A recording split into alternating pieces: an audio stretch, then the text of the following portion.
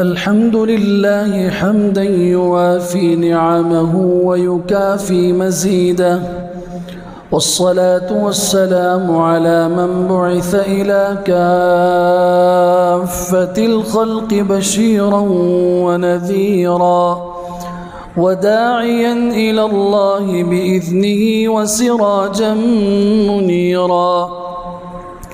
أعوذ بالله من الشيطان الرجيم. بسم الله الرحمن الرحيم.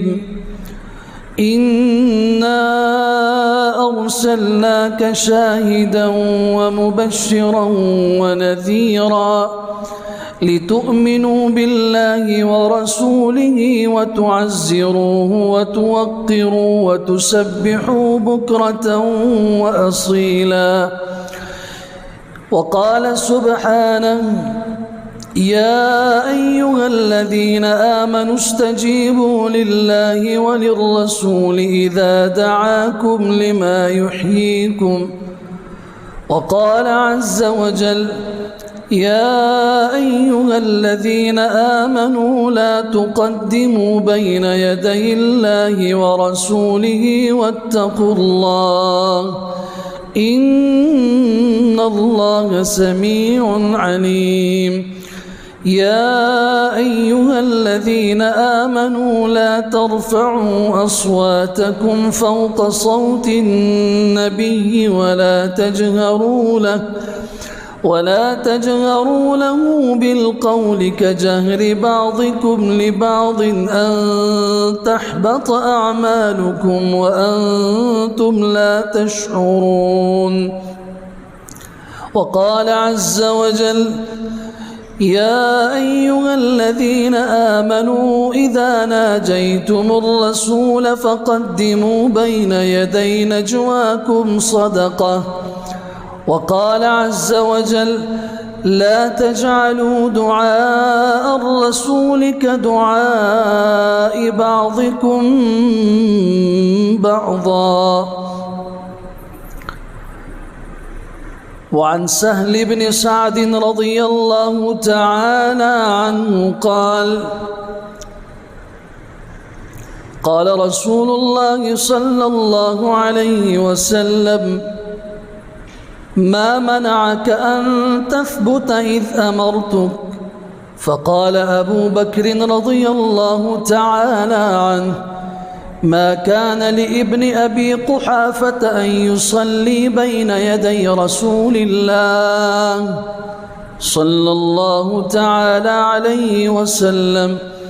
وعن أنس بن مالك رضي الله تعالى عنه قال: إن أبواب النبي صلى الله عليه وسلم كانت تقرع بالأظافير. صدق الله وصدق رسوله ونبيه وصفيه وخليله صلى الله عليه وسلم، ونحن على ذلك لمن الشاهدين والشاكرين، والحمد لله رب العالمين.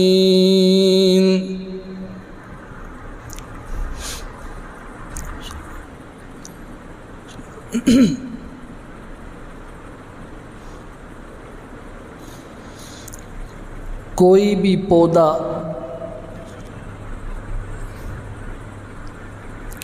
ज़मीन में उस वक़्त तक नहीं उगता जब तक ज़मीन मुनासिब न हो, आबो हवा मुनासिब न हो, मौसम मुनासिब न हो। किसी भी बीज के उगने के लिए ये तीन चीज़ें ज़रूरी हैं। कुछ पौधे वो हैं जो मौसम बहार में बोए जाते हैं, तब उगते हैं। अगर उन्हें गर्मी के मौसम में बोया जाए तो मुरझा के ख़त्म हो जाते हैं। کچھ پودے ہیں جو سردیوں کے موسم میں، کچھ گرمیوں میں، کچھ صحراؤں میں، کچھ پہاڑی علاقوں میں، کچھ میدانی علاقوں میں اگتے ہیں۔ کوئی بھی پودا اس وقت اگتا ہے جب تین چیزیں مناسب ہوں: زمین مناسب ہو، آب و ہوا مناسب ہو، موسم مناسب ہو۔ بالکل اسی طرح ایمان کا بیج، ایمان کا پودا اس وقت تک دل میں نہیں اگتا جب تک محبت رسول صلی اللہ علیہ وسلم کا اس کو ماحول فراہم نہ کیا گیا ہو۔ دل کی زمین وہ رسول اللہ کی محبت سے بھری ہو، اور اس کے بعد اس کو رسول اللہ صلی اللہ علیہ وسلم کے ادب کا پانی دلایا جائے، اور پھر اطاعت رسول اللہ صلی اللہ علیہ وسلم کی فضا اور موسم بنایا جائے۔ اگر محبت نہیں ہے، ایمان نہیں، ادب نہیں، ایمان نہیں، اطاعت رسول نہیں، تب بھی ایمان نہیں۔ آج ربیع الاول 1444 ہجری کی 4 تاریخ ہے۔ رسول اکرم صلی اللہ علیہ وسلم کی سیرت کا ایک گوشہ، ایک پہلو جس کے بغیر ایمان نہیں ہو سکتا، رسول اکرم صلی اللہ علیہ وسلم کا ادب۔ آپ علیہ السلام کے جو امت کے اوپر حقوق ہیں، ان میں سے ایک حق یہ ہے کہ آپ کا ادب کیا جائے، آپ کی تعظیم۔ آپ جب بلائیں تو کیا ادب ہے، جب حضور اقدس صلی اللہ علیہ وسلم بات کریں تو کیا ادب ہے، اور جب حضور صلی اللہ علیہ وسلم کے سامنے بات کرنے والا بات کرے اس کا کیا ادب ہے، آواز کیسی ہونی چاہیے۔ پھر حضور اقدس صلی اللہ علیہ وسلم کی مجلس کا کیا ادب ہے، پھر آپ علیہ السلام کے سامنے جو الفاظ بولے جائیں ان الفاظ کا انتخاب کیسے کیا جائے، پھر جب رسول اکرم صلی اللہ علیہ وسلم کی طرف نظر اٹھا کے دیکھا جائے تو آپ کو دیکھنے کا ادب کیا ہے، پھر حضور اقدس صلی اللہ علیہ وسلم کی مجلس میں کس انداز سے بیٹھا جائے اور اس مجلس سے کب اٹھا جائے، کب جایا جائے، پھر رسول اکرم صلی اللہ علیہ وسلم کی حدیث کا کیا ادب ہے، پھر آپ علیہ السلام کی مسجد نبوی کا کیا ادب ہے، آپ کے شہر مدینہ کا کیا ادب ہے۔ اللہ نے توفیق دی، وقت نے اجازت دی، تو حضور اقدس صلی اللہ علیہ وسلم کے ان آداب کے اوپر آج انشاءاللہ گفتگو ہوگی۔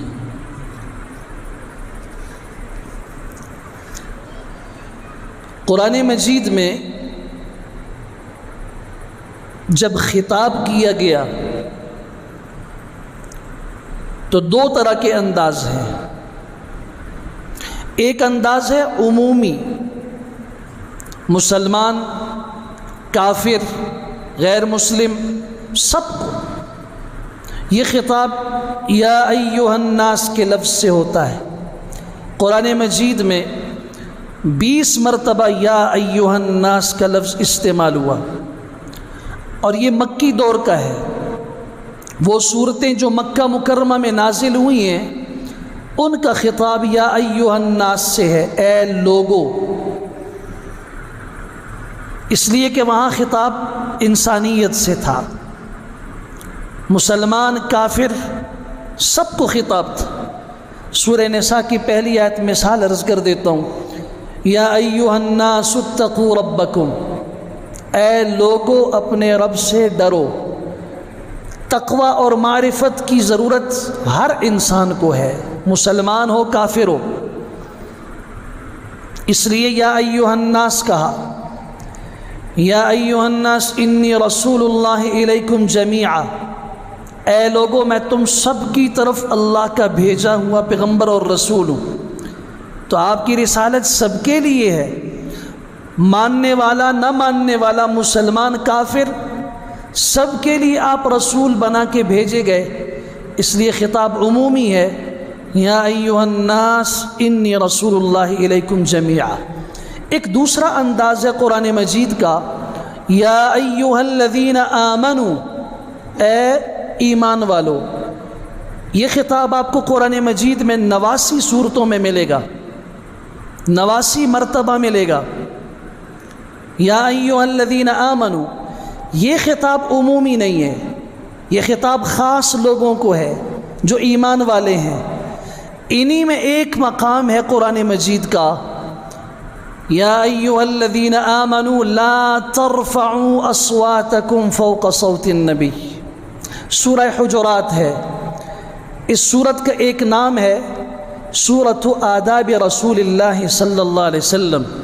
یہ سورت لوگوں کو اللہ کے رسول صلی اللہ علیہ وسلم کے آداب سکھاتی ہے۔ اس سورت کا ایک نام سورۃ الحجرات ہے، پردوں والی سورت، وہاں پہ اس کا ایک نام آداب رسول اللہ ہے، اس میں رسول اللہ کے آداب سکھائے گئے۔ دیکھیے دنیا میں جب ہمارا کسی سے تعلق ہوتا ہے، یہ تعلق 3 طرح ہوتا ہے، برتری کا، برابری کا، کم تری کا۔ کسی سے ہمارا تعلق ہے، ہم اس سے اپنے آپ کو بڑا سمجھتے ہیں۔ اولاد کے لیے ماں باپ اور اساتذہ بڑے ہوتے نہیں ہوتے، اساتذہ کا تعلق شاگردوں سے، ماں باپ کا تعلق اولاد سے، بڑوں کا تعلق چھوٹوں کے ساتھ، یہ برتری کا ہوتا ہے۔ ایک تعلق برابری کا ہوتا ہے، ہم عمر، ہم درس، ہم کلاس، ہم مجلس، ہم نشین، ان لوگوں کا تعلق برابری کا ہوتا ہے، مساوات کا ہوتا ہے۔ ایک تعلق عظمت کا ہوتا ہے، اس میں کمتری ہوتی ہے۔ اولاد اپنے ماں باپ کے ساتھ تعلق رکھتے ہیں، لیکن یہ تعلق اولاد کی جانب سے کم تری کا ہوتا ہے، ان کا درجہ کم ہے۔ شاگردوں کا تعلق استادوں سے کم تری کا ہے، یہ کم درجے میں ہے۔ ان تینوں تعلقات کو قرآن مجید نے ذکر کیا اور ایک ہی صورت میں ذکر کیا، اسی صورت میں جس کو سورۃ الحجرات کہتے ہیں، 26ویں پارے میں ہے۔ ہاں، جب حضور اقدس صلی اللہ علیہ وسلم سے بات کرنے لگو تو تمہاری بات کرنے میں انداز برتری کا نہیں ہونا چاہیے۔ ایسے بات نہ کرو جیسے کوئی بڑا چھوٹے سے کرتا ہے، برتری نہیں۔ لا ترفعوا اصواتکم فوق صوت النبی، اپنی آواز کو نبی کی آواز سے بلند نہ کرو۔ سمجھ رہے ہیں آپ؟ بات کرنے میں برتری نہ ہو۔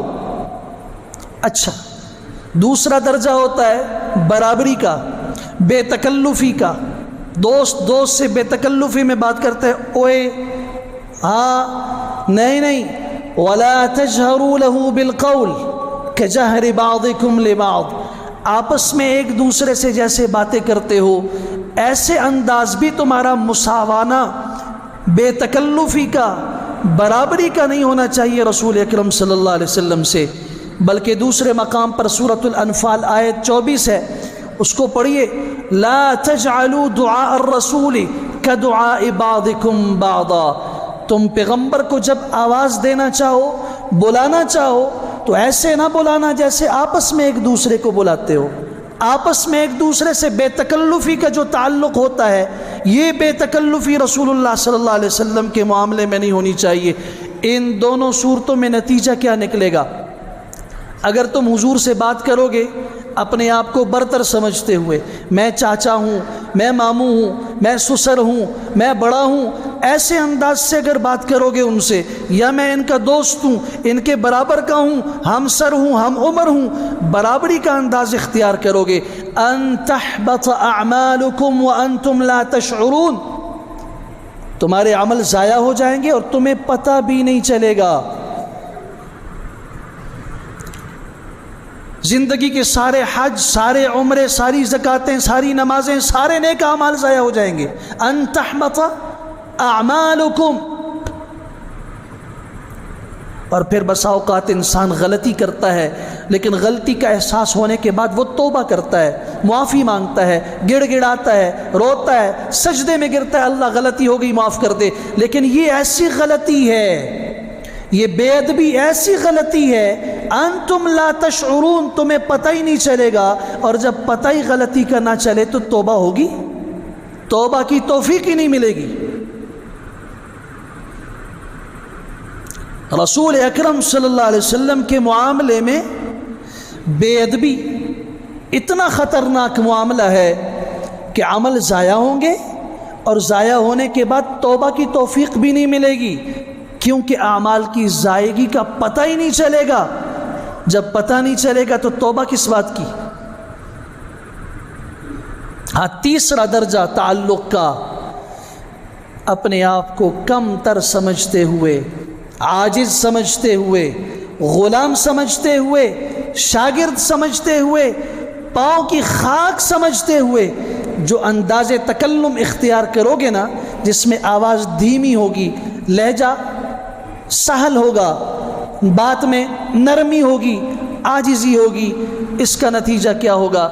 ان الذين يغضون اصواتهم عند رسول الله اولئك الذين امتحن الله قلوبهم للتقوى لهم مغفرة واجر عظيم، جو لوگ اپنی آوازوں کو اللہ کے رسول صلی اللہ علیہ وسلم کی خدمت میں پست رکھتے ہیں، یہ وہ لوگ ہیں جن کے دلوں کا امتحان اللہ نے لیا ہے، اور دل کا امتحان تقوی کا امتحان ہے۔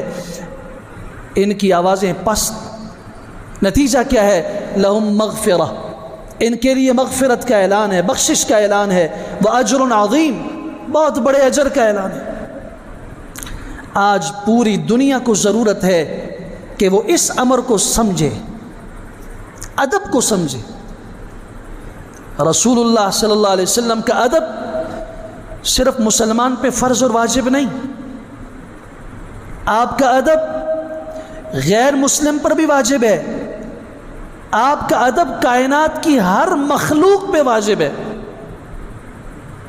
اس تفصیل میں نہیں جاؤں گا، میں آداب اور ان کے پہلو ذکر کرنا چاہتا ہوں۔ آج صحابہ نے ادب کیا تو کیسے کیا، اور ادب کا جو جو حکم اللہ نے دیا اس پہ صحابہ نے کس انداز سے عمل کیا۔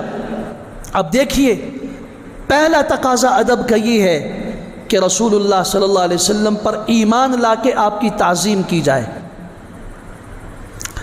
آپ کو عظیم ترین سمجھا جائے، اپنی ذات سے بھی، اپنے ماں باپ سے بھی بڑھ کر، اور دنیا کی کوئی چیز جو آپ کو محبوب ہے اس سے کئی درجے بڑھ کر رسول اکرم صلی اللہ علیہ وسلم کی تعظیم، یہ آپ کا پہلا ادب ہے۔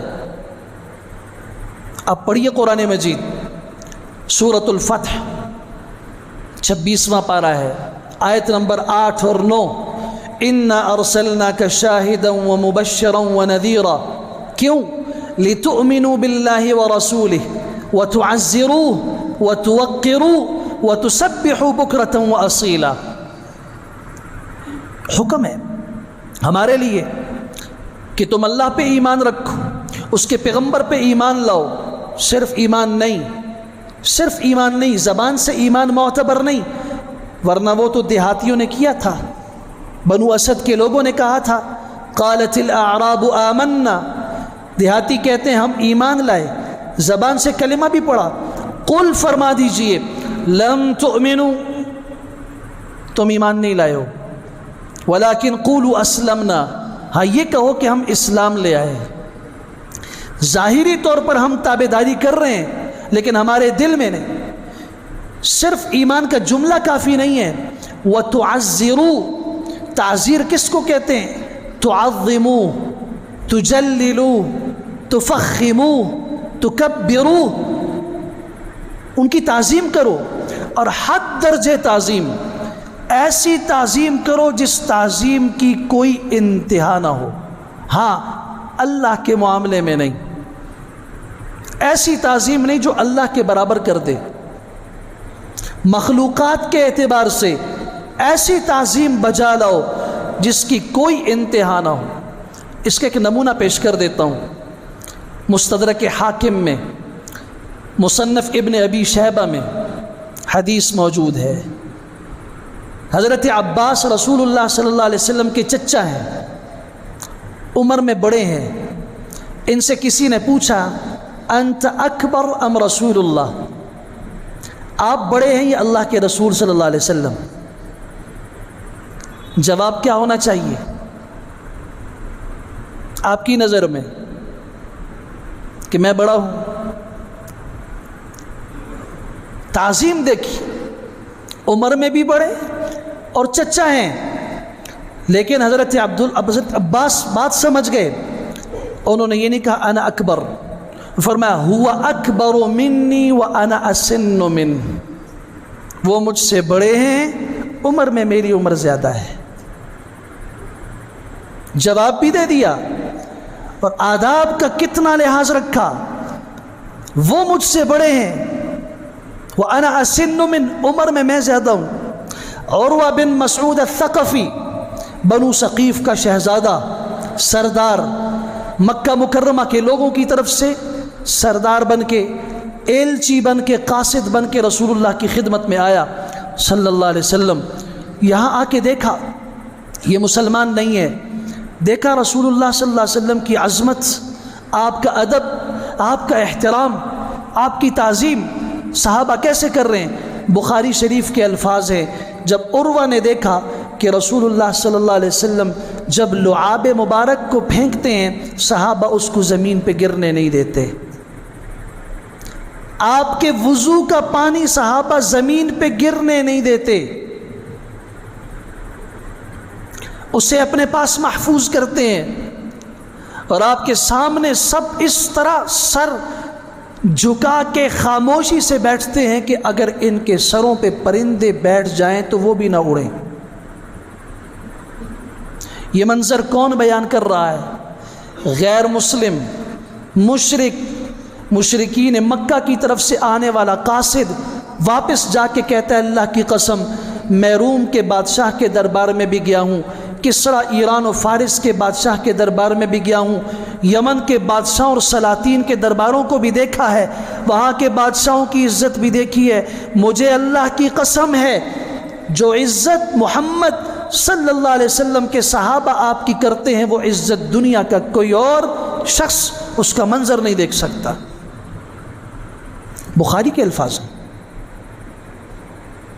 پہلا ادب رسول اللہ صلی اللہ علیہ وسلم کے معاملے میں یہ کہ آپ کی تعظیم کی جائے، وَتُوَقِّرُوا، حد درجے تعظیم کی جائے۔ آپ کے مقابلے میں اگر باپ آ جائے تو پھر معاملہ وہ ہو جو ابو بکر صدیق کا تھا اپنے باپ کے ساتھ، بوڑھے باپ کو تھپڑ مار دیے جس نے رسول اکرم صلی اللہ علیہ وسلم کو برا کہا،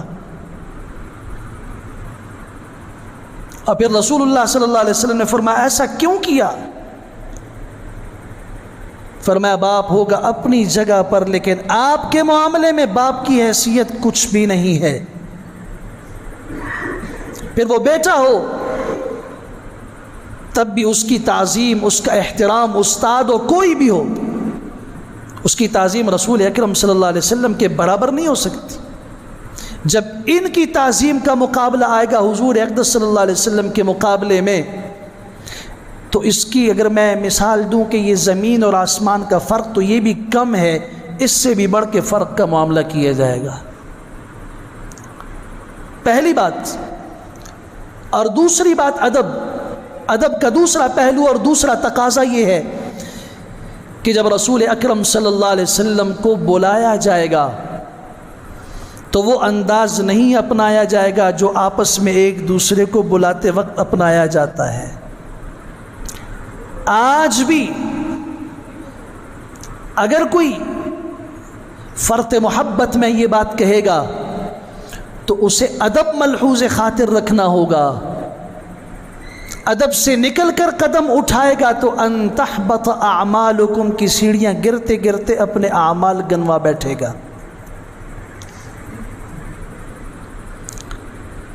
اب دیکھیے اللہ تعالیٰ خود ادب سکھا رہے ہیں۔ قرآن مجید میں جتنے انبیاء کا تذکرہ کیا ہے، اللہ نے جب ان سے خطاب فرمایا تو ان کا نام لے کر خطاب فرمایا۔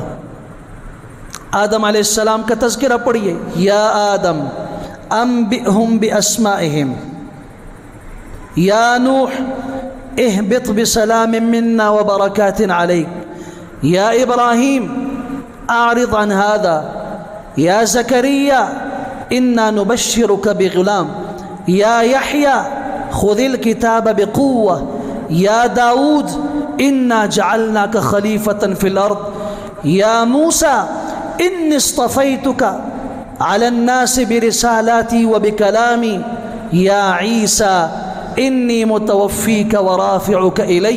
پیغمبر کا نام لیا، یا موسیٰ، یا آدم، یا ابراہیم، لیکن پورے قرآن کے 30 پاروں میں مجھے کوئی دکھا دے یا محمد کا لفظ ایک دفعہ بھی ذکر کیا ہو۔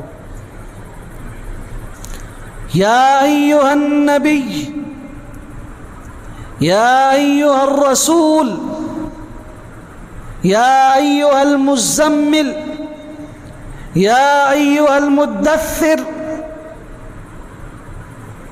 صفات بیان کی۔ اے کملی اوڑھنے والے، اے چادر اوڑھنے والے، آپ کی صفات کو بیان کیا۔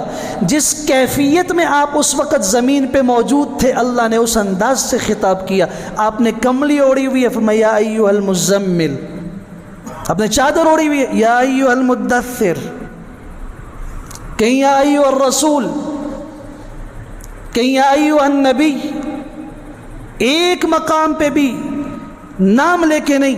یہ تعلیم امت کے لیے کہ جب تمہیں ضرورت پڑے اللہ کے رسول صلی اللہ علیہ وسلم کو بلانے کی تو ایسے نہیں بلانا، لا تجعلوا دعاء الرسول كدعاء بعضكم بعضا، آپس میں ایک دوسرے کو آوازیں دیتے ہو۔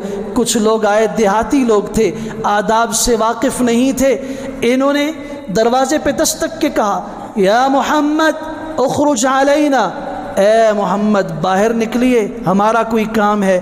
اللہ کو ان کا یہ انداز پسند نہیں آیا۔ ان الذین ینادونک من وراء الحجرات اکثرهم لا یعقلون، قرآن نے کہا جو آپ کو دیواروں سے باہر، حجرے سے باہر، دروازے سے باہر نام لے لے کے آوازیں دیتے ہیں، یہ اکثر لا یعقلون ہے، ان کے پاس عقل اور سمجھ نام کی کوئی چیز ہی نہیں ہے۔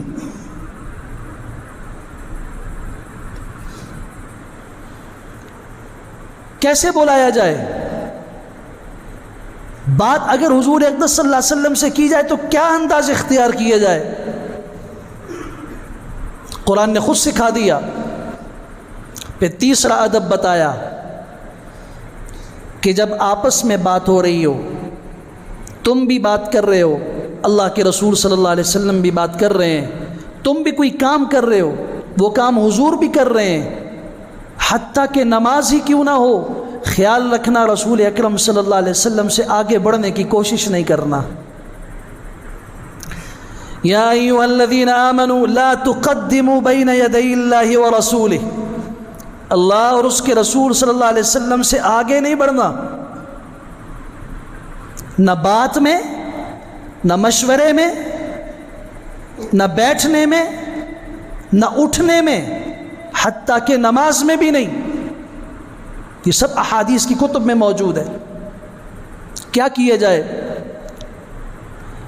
ابو بکر صدیق رضی اللہ تعالیٰ عنہ مصلی پہ کھڑے ہیں، راوی ہیں حضرت سہل بن سعد الساعدی رضی اللہ تعالیٰ عنہ، انصار کے ایک ہیرے صحابی ہیں، مدینہ منورہ کے۔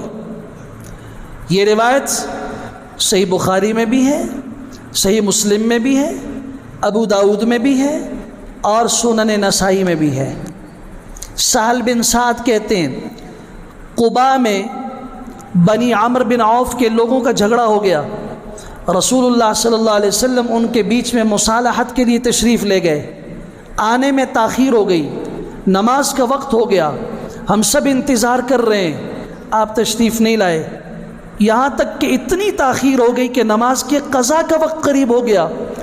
ابو بکر صدیق رضی اللہ تعالیٰ عنہ مصلی رسول صلی اللہ علیہ وسلم پہ مسجد نبوی میں تشریف لے آئے، اقامت کہی گئی، آپ نے اللہ اکبر کہا، نماز شروع ہو گئی، اتنے میں رسول اللہ صلی اللہ علیہ وسلم تشریف لے آئے، صفوں کو کراس کرتے ہوئے آپ پہلی صف میں تشریف لائے، صحابہ کی آوازیں یوں تالیوں کی شکل میں بلند ہونا شروع ہوئیں، اشارہ تھا کہ بھئی حضور صلی اللہ علیہ وسلم تشریف لے آئے۔ جب یہ سب نے ایسا کیا، ابو بکر صدیق رضی اللہ تعالیٰ کو محسوس ہوا، آپ پیچھے ہٹنے لگے، رسول اللہ صلی اللہ علیہ وسلم نے اشارہ کیا کہ نہیں نماز جاری رکھیں، نہیں ابو بکر صدیق رضی اللہ عنہ پیچھے تشریف لائے، باقی نماز رسول اللہ صلی اللہ علیہ وسلم نے مکمل کی۔ نماز مکمل کرنے کے بعد ابو بکر صدیق رضی اللہ عنہ سے سوال کیا، ما منعک ان تثبت اذ امرتک، ابو بکر جب میں نے اشارہ کر دیا تھا، میں نے حکم دے دیا تھا، تو پھر کس چیز نے تجھے روکا کہ تو پیچھے ہٹ گیا؟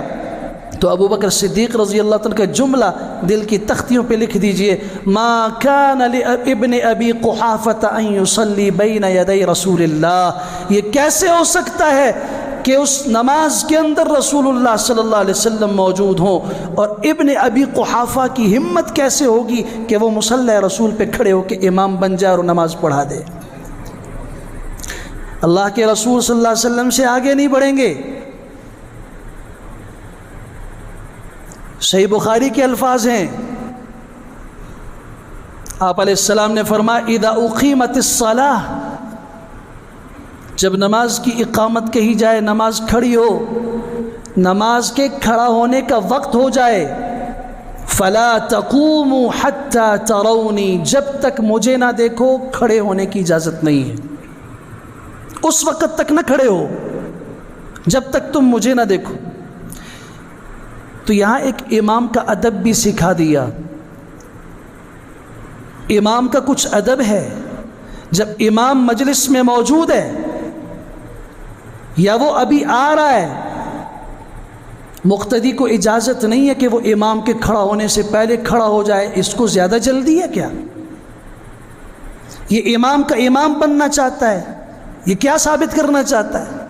صحیح بخاری کے یہ الفاظ دل کی تختیوں پہ لکھو، امامت کے معاملے میں کب کھڑا ہونا ہے مقتدی نے، اس سے بڑھ کر صریح اور کون سی دلیل ہو سکتی ہے؟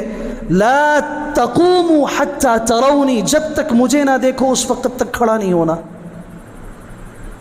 لا تقدموا بین یدی اللہ ورسولہ، اللہ اور اس کے رسول سے آگے نہیں بڑھنا، بات کے اندر بھی آگے نہیں بڑھنا۔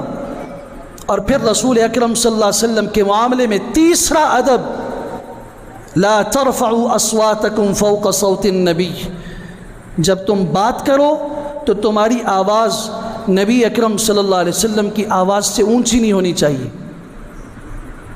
آواز پست رکھو۔ سبحان اللہ۔ ایک صحابی ہیں ثابت بن قیس، ان کی آواز بلند تھی اور ان کو خطیب الانصار کہا جاتا تھا، بلا کے خطیب تھے، ایسے زبردست خطیب تھے، بات کو خوبصورت طریقے سے بیان کرنے کا سلیقہ ان پہ ختم تھا، تمام انصار مدینہ ان کو انصار کا خطیب کہتے تھے، اور پھر جب مسلمان ہوئے ہیں نا تو ان کا لقب اس سے بھی ٹائٹل اور بڑھ گیا، اب خطیب الانصار نہیں، اب خطیب و رسول اللہ بن گئے کہ اللہ کے رسول صلی اللہ علیہ وسلم کے خطیب۔ کئی مواقع کے اوپر آپ نے ان کو کہا کھڑے ہو جاؤ ثابت، بولو، ان کو جواب دو، ان کے سامنے بات کرو۔ یہ خطیب رسول اللہ ہیں، ان کی آواز قدرتی بلند ہے، جب یہ آیت نازل ہوئی لا ترفعوا اصواتکم فوق صوت النبی، اپنی آواز کو پیغمبر کی آواز سے بلند نہ کرو. ثابت بن قیس نظر نہیں آ رہے، حضور صلی اللہ علیہ وسلم نے دیکھا کئی موقعوں پہ نظر نہیں آئے. ان کے پڑوسی ہیں سعد بن معاذ رضی اللہ عنہ، حضور نے ان سے پوچھا تمہارے پڑوسی نظر نہیں آتے، کہیں بیمار تو نہیں ہیں؟ اللہ کے رسول صلی اللہ علیہ وسلم وہ تو میرے پڑوسی ہیں، مجھے بیماری کی اطلاع نہیں ہے، میں پتہ کر کے بتاتا ہوں. گھر گئے، دروازے پہ دستک دی، ثابت بن قیس نکلے. فرمایا آپ کے متعلق اللہ کے رسول صلی اللہ علیہ وسلم پوچھ رہے تھے، آپ نظر نہیں آ رہے، کیا مسئلہ ہے؟ رو پڑے. فرمایا مجھے گھر کے اندر اس آیت نے بند کر دیا ہے کہ اگر تمہاری آواز پیغمبر کی آواز سے بلند ہوگی تمہارے عمل ضائع ہو جائیں گے، تمہیں پتہ بھی نہیں ہوگا، تمہیں توبے کی توفیق بھی نہیں ملے گی، اس لیے میری آواز قدرتی بلند ہے. میں ڈرتا ہوں میرے عمل ضائع نہ ہو جائیں. میں حضور اقدس صلی اللہ علیہ وسلم کی مجلس میں اس خوف سے نہیں آتا. آپ علیہ السلام کو اطلاع دی گئی. آپ نے فرمایا جا کے ان کو کہو نہیں بل انت من اہل الجنہ، تم جنتی ہو، تم جنتیوں میں سے ہو، تم ان لوگوں میں سے نہیں ہو جن کے اعمال ضائع ہوں گے. یہ بخاری شریف کے الفاظ ہیں. جب ان کو بتایا گیا اس کے بعد یہ رسول اللہ صلی اللہ علیہ وسلم کی مجلس میں آئے. آپ کے ساتھ ملنے کا بھی کوئی ادب ہے، آپ کی مجلس میں بیٹھنے کا بھی کوئی ادب ہے. سیدنا ابو ہریرہ رضی اللہ عنہ راستے میں حضور اقدس صلی اللہ علیہ وسلم سے ملاقات ہوتی ہے. آپ علیہ السلام فرماتے ہیں السلام علیکم. انہوں نے جواب نہیں دیا، تیزی سے نکل گئے. صحیح بخاری کے الفاظ ہیں، مسلم کے ہیں. یہ جلدی سے چلے گئے اور جا کے غسل کر کے واپس آئے. آپ علیہ السلام نے فرمایا ابو ہریرہ راستے میں سامنے آئے، سلام کا جواب نہیں دیا، فوراً چلے گئے، کھسک گئے. حدیث کے الفاظ یہ ہیں. اور فرمایا اللہ کے رسول صلی اللہ علیہ وسلم میں اس وقت جنابت کی حالت میں تھا، کنت جنبا، میں جنابت کی حالت میں تھا، تو میں نے یہ پسند نہیں کیا کہ اس حالت کے اندر میں آپ کے ساتھ مصافحہ کروں اور میں آپ کی مجلس میں آؤں. تو رسول اللہ صلی اللہ علیہ وسلم نے مسکرا کے فرمایا کہ مسلمان جو ہوتا ہے وہ مومن طاہر ہوتا ہے، لا ینجسہ شیء. وہ جو نجاست ہوتی ہے نا اس کے وہ بدنی نجاست ہے، وہ ایسی نجاست نہیں ہے جس کی بنیاد پہ کوئی کسی کو ہاتھ نہ ملا سکے، کسی کے سلام کا جواب نہ دے سکے.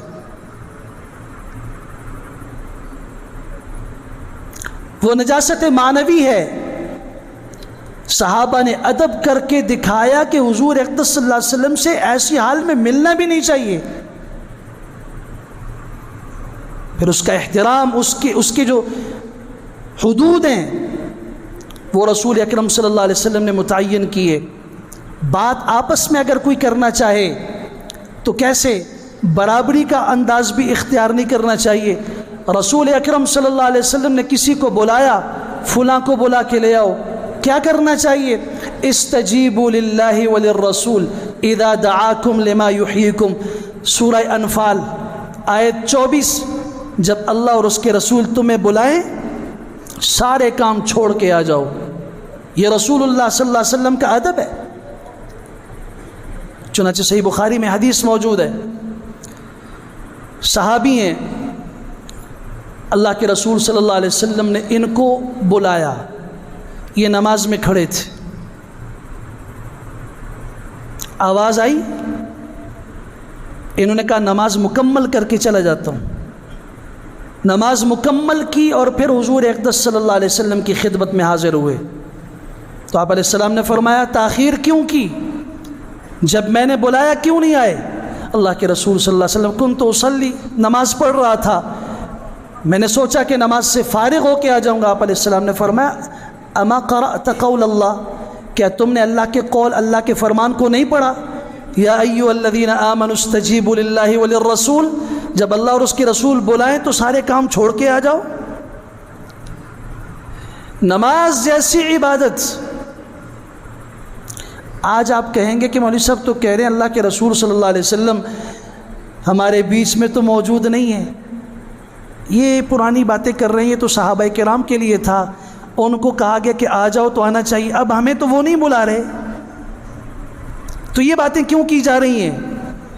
ہاں اس کو سمجھنے میں ہم نے غلطی کی. آج اللہ کے رسول صلی اللہ علیہ وسلم کا فرمان، آپ کی حدیث ہمیں بلا رہی ہے۔ قرآن مجید کی کوئی آیت ایسی نہیں ہے جو قیامت تک کے لیے نہ ہو، ورنہ تو آپ کہیں گے یہ سارے خطاب صحابہ کرام سے تھے، ہم سے تو نہیں ہیں۔ رسول اللہ صلی اللہ علیہ وسلم کے فرامین مبارکہ کس کے لیے ہیں؟ جب اللہ کے رسول کی حدیث آ جائے، اللہ کے قرآن کی آیت آ جائے، تو پھر مجھے حکم ہے کہ تم اپنے رواج کو چھوڑ دو، تم اپنی رسموں کو چھوڑ دو، تم اپنے باپ اور ماں کی بات ماننا چھوڑ دو جب وہ اللہ اور اس کے رسول کے حکم سے ٹکرائیں۔ اور کون مقدس ہستی رہ جاتی ہے؟ جب بلائیں سب چھوڑ کے ادھر آ جاؤ، اور تمہیں اس وقت تک کسی اور کام میں مشغول ہونے کی اجازت نہیں، ورنہ عمل ضائع کر بیٹھو گے۔ پھر رسول اکرم صلی اللہ علیہ وسلم کا ادب ایک یہ بھی ہے کہ جب آپ علیہ الصلاۃ والسلام کسی کام کا کہیں اور مجلس کے اندر تم موجود ہو، اور اس مجلس سے ابھی رسول اکرم صلی اللہ علیہ وسلم نہ اٹھے ہوں، تو کسی کو اس مجلس کو چھوڑ کے جانے کی اجازت بھی نہیں ہے۔ آپ پہلے اٹھیں گے، اس کے بعد آپ کی امت میں سے آپ کے پاس بیٹھے ہوئے لوگوں میں سے کوئی اٹھنا چاہتا ہے تو تب اس کو اٹھنے کی اجازت ہے۔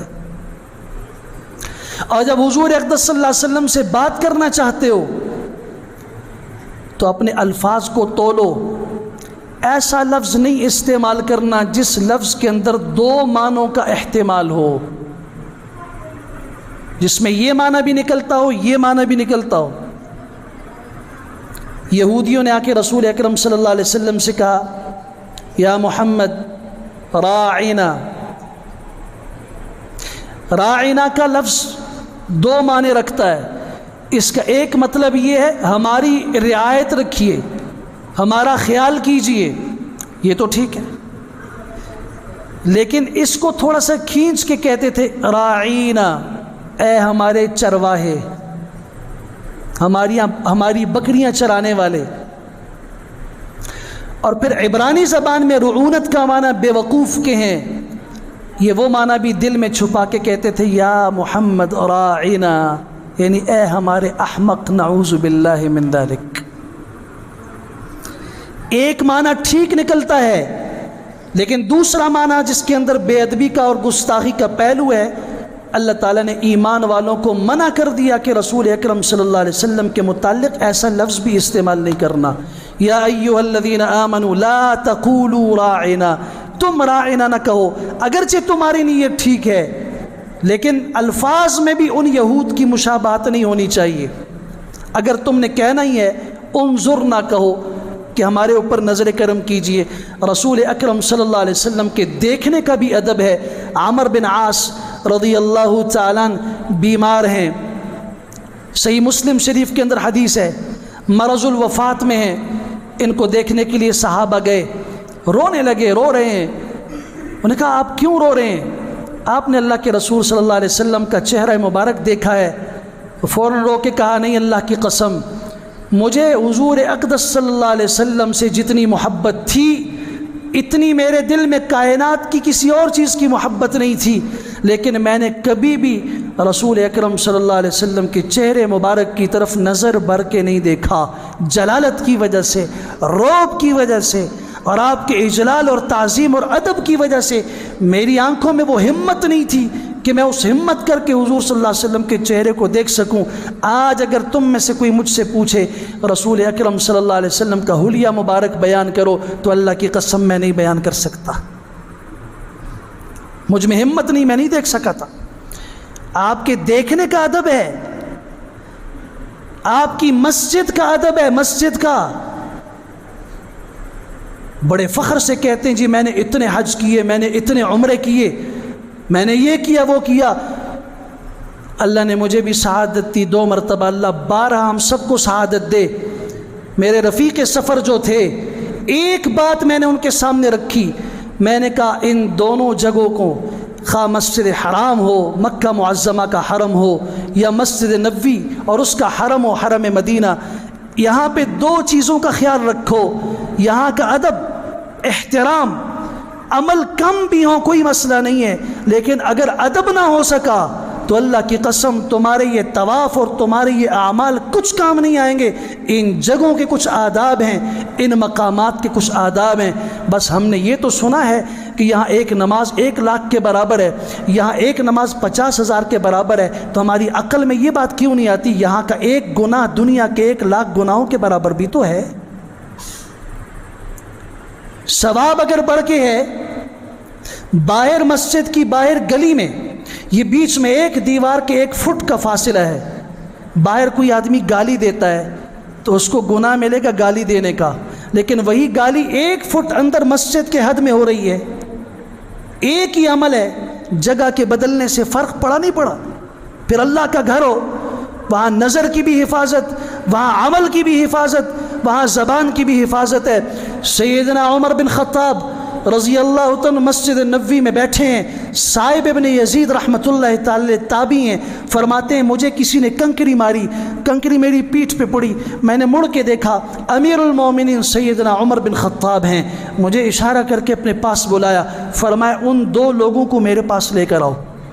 یہ 2 لوگ باتیں کر رہے تھے مسجد نبوی میں، ان دونوں کو میرے پاس لے آؤ۔ میں لے کر آیا، آپ نے فرمایا من این انتما، کہاں سے ہو تم؟ نحن من الطائف، ہم طائف کے ہیں۔ تو حضرت عمر نے فرمایا رضی اللہ عنہ، اللہ کی قسم لو کنتما من اہل هذا البلد لاوجعتکما، اگر تم اس شہر کے ہوتے میں تمہیں ایسی سزا دیتا کہ تمہارے بدن کے اوپر، میں تمہارے بدن کے اوپر، جسم کے اوپر ایسے داغ اور نشان بنا دیتا کہ تمہیں ساری زندگی اس کا درد محسوس ہوتا۔ تمہیں پتہ نہیں ہے کہ تم کس جگہ پہ بیٹھے ہو؟ ترفعان اصواتکما فی مسجد رسول اللہ، اللہ کے رسول صلی اللہ علیہ وسلم کی مسجد میں تم آوازیں بلند کر رہے ہو۔ صحیح بخاری شریف میں یہ حدیث موجود ہے، کوئی قصہ نہیں سنا رہا۔ مجھے ضرورت نہیں ہے کہ میں ان واقعات کی طرف اشارہ کروں کہ ہمارے پاکستان اور ہندوستان کے لوگ محبت بھی بہت زیادہ رکھتے ہیں، لیکن ان جگہوں کی عقیدت اور احترام انہیں پہلے سیکھنی چاہیے۔ ایک جملہ عرض کر دیتا ہوں، جب بھی اس سفر پہ جاؤ تو وہاں کے پہلے آداب سیکھو،